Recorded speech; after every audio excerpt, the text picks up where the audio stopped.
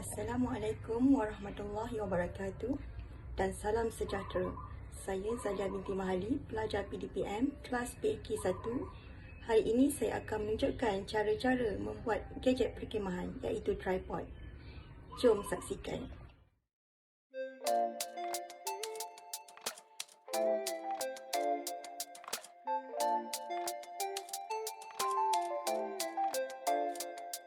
The stories that I know, collecting over time.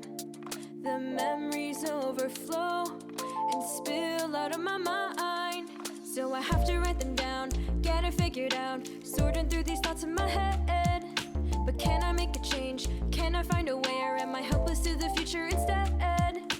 Read between the lines from the other side. Feels like all the clues are hidden right before my eyes.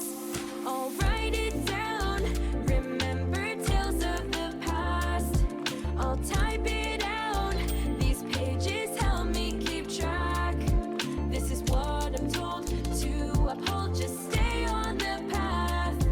I'll write it down so that these moments will last. I'll write it down. I'll write it down. Is this right or wrong? Am I meant to play this part? I have to pass it on, but it's tearing up my heart.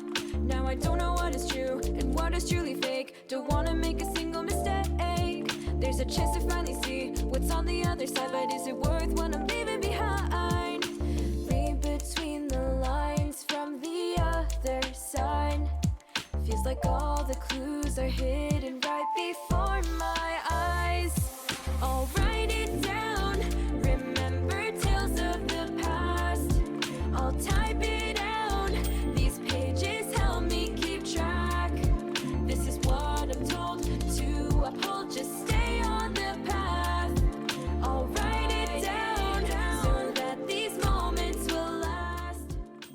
1, 2, 3, Ikatan simpul manuk juga. Yang pertama tadi ikatan simpul manuk di sini.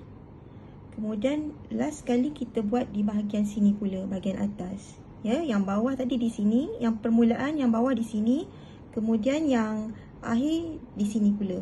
Okey, kita mulakan dengan membuat simpul manuk seperti yang tadi juga. Sini kita simpulkan. Sama juga caranya seperti yang mula-mula tadi. Okey. Kemudian kita buat dalam bentuk X seperti ini. Kemudian okey, dah jatuh bentuk X kan? Tadi. Okey. Bentuk X kan? Bentuk X tu nampak tak? Kan? Kemudian kita masukkan di sini. Susah pula.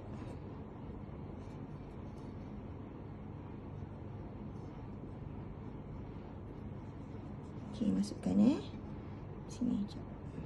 Okey, tu nampak tu. Masukkan sini. Okey, tarik sehingga ketat. Ni dia.